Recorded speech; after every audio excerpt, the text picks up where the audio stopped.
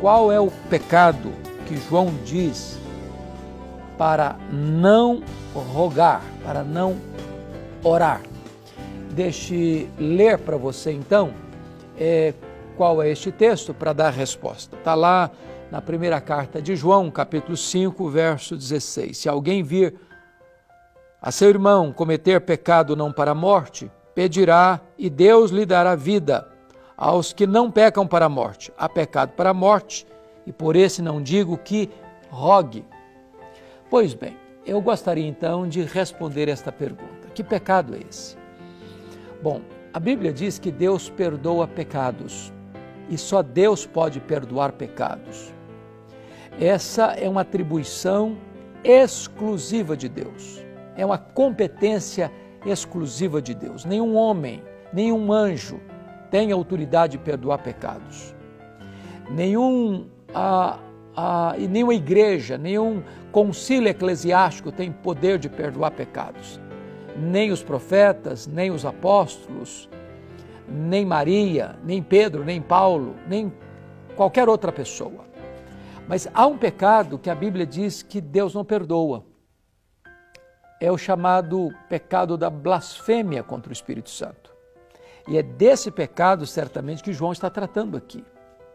Mas que pecado é este? É o pecado de, conscientemente, atribuir uma obra expressa de Deus, através do poder do Espírito Santo, a Satanás. Os fariseus acusaram Jesus de expulsar demônios pelo poder de Belzebu, o maioral dos demônios.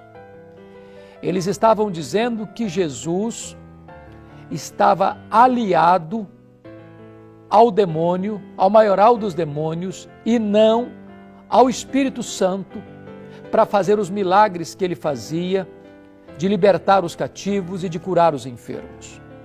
Eles não fizeram isso enganados, eles não fizeram isso porque desconheciam a verdade, eles fizeram isso por inveja, eles fizeram isso conscientemente. E diz a Bíblia que este é o pecado para a morte. Este é o pecado que não tem perdão nem neste mundo, nem no mundo vindouro. Aquele que comete este pecado é réu de pecado eterno. Talvez você possa perguntar, mas e se eu cometi esse pecado sem saber? Não, ninguém comete esse pecado sem saber. Outra pessoa diz, mas pastor, e se eu cometi e eu estou arrependido, o que eu faço? Aqueles que se arrependem do seu pecado não cometeram o pecado para a morte. Este é um pecado deliberado, de um endurecimento completo, onde não há nenhum sinal de arrependimento. É uma total rebeldia de apostasia, de atribuir a obra de Deus a Satanás, pelo poder de Satanás. Então, este é o pecado que João está tratando aqui.